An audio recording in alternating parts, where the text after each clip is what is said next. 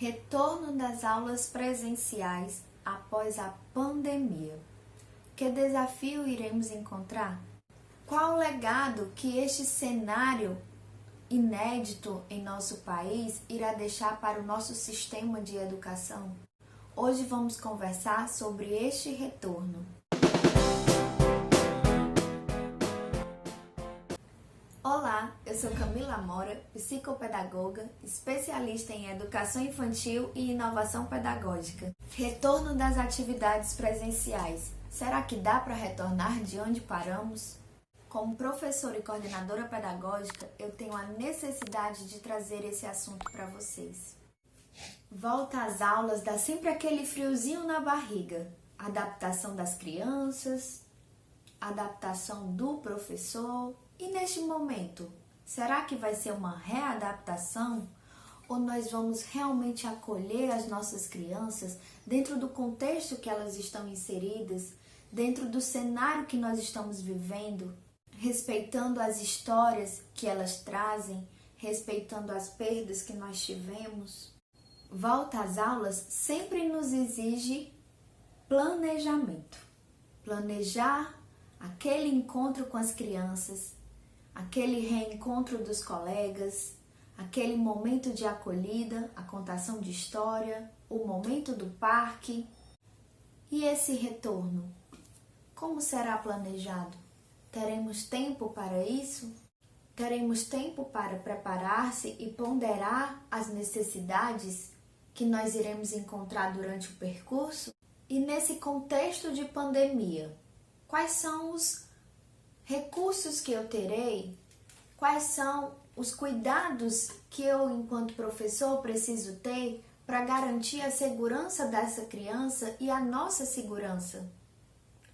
A nossa criança tem o direito à educação, acesso ao conhecimento, mas também tem o direito à saúde, ao bem-estar e à vida no ambiente educacional. Como iremos garantir esses direitos? Precisaremos de reforços. A intersetorialidade se faz urgente.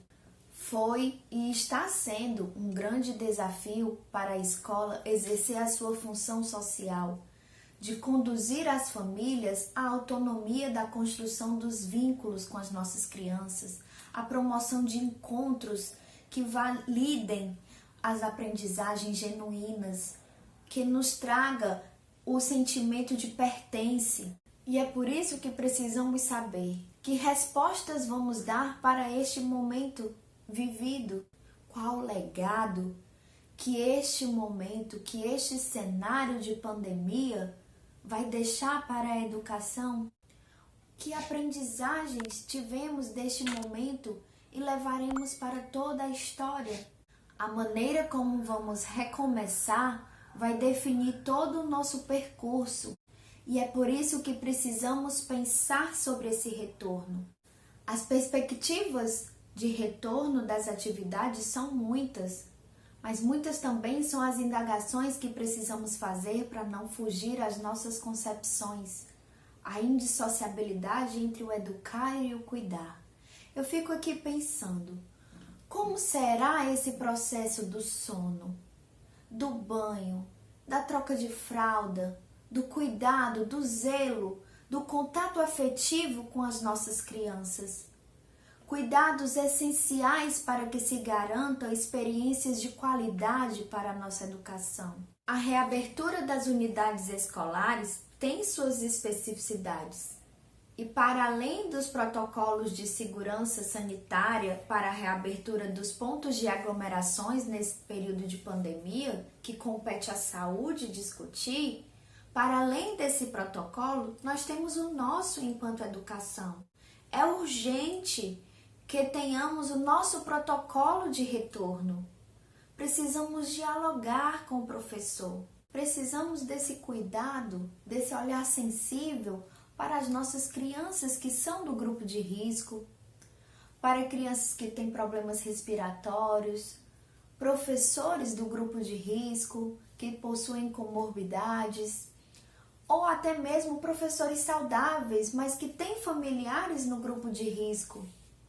Precisamos prezar pela vida, E para isso se faz necessária essa articulação, não apenas da família com a escola, mas da escola com todos estes setores que podem nos dar apoio nesse momento. A oportunidade de retornar antes das crianças para a construção de um protocolo de forma coletiva que atenda à necessidade da comunidade em que a unidade escolar está inserida é garantir a qualidade da educação. Falamos de qualidade durante todo o processo.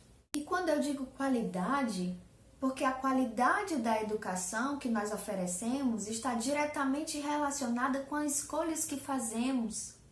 Escolhas não apenas do conhecimento a ser oferecido para as nossas crianças, mas também escolher pela garantia da segurança e do bem-estar de todos. O nosso trabalho sempre precisou de outros setores. Trabalhar em parceria com esses setores pode ser a grande aprendizagem desse momento em que vivemos. Essa articulação com outros setores, educação e saúde, educação e assistência social, por exemplo, ela não precisa se dar apenas entre secretarias, mas chegar até a escola. Quantas vezes já se fez necessário intervenções do setor da saúde para crianças que vão até a instituição com algum quadro viral? Crianças que são acolhidas na instituição, ainda que apresente esses quadros virais, tendo em vista a necessidade da família. E nesse contexto, hoje essa parceria se faz necessária para um bem maior, que é o bem-estar de todos. E não falo de igualdade, falo de equidade. Precisamos compreender a diversidade para garantir o direito de cada um. Mas Camila, vamos retornar. E como esse retorno pode se dar? Como nós podemos realizar um protocolo de retorno que respeite o protagonismo das nossas crianças? E é por isso que eu venho trazer para vocês algumas sugestões de como pode se dar esse retorno no nosso fazer pedagógico. O primeiro ponto que precisamos discutir para que esse retorno se dê de forma eficaz é a garantia do acolhimento às nossas crianças e não simplesmente de uma readaptação. Como acolher essa criança? A primeira sugestão é através da escuta. Precisamos escutar as nossas crianças, o que elas têm a nos dizer desse momento que elas passaram em casa. Afinal, precisamos partir da premissa que o nosso trabalho online deu resultado e que nós tivemos as crianças com os vínculos fortalecidos com a família. E que esses vínculos foram fortalecidos e hoje eles devem nos ajudar nesse retorno. Precisamos das famílias perto da gente. Muitas foram as perdas, muitos foram os desafios. Ouvir o que essa criança tem a nos dizer é respeitar a sua história. E com todos esses vínculos fortalecidos, será que vai haver choro? Muito choro. E por isso precisamos dos pais na instituição, nas rodas de histórias, num tempo de conversa, nos espaços externos da instituição, para que a necessidade da criança, o tempo dessa criança seja respeitado, para que ela possa ter segurança no seu tempo de permanência na instituição. E a partir dessas escutas, nós podemos produzir histórias com eles. Momentos de escritas espontâneas, de desenhos, onde as crianças possam representar simbolicamente aquilo que foi trazido por elas e que o que elas trouxeram possa ser valorizado pelo professor como escriba, ou simplesmente por ter os seus desenhos valorizados, suas narrativas valorizadas dentro do espaço institucional. E eu tenho mais uma dica: dar asas à imaginação, vivenciar o simbólico. Precisamos garantir espaços de brincadeiras de faz de conta para as nossas crianças.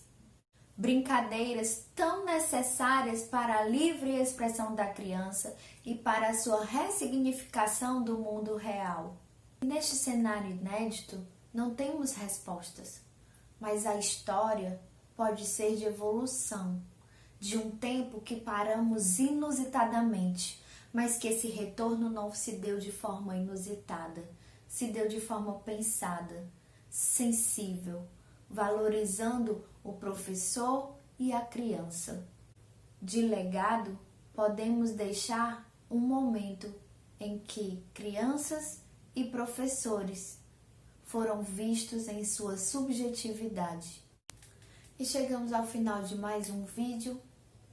E se você já é inscrito, meu muito obrigada. Que Deus te abençoe.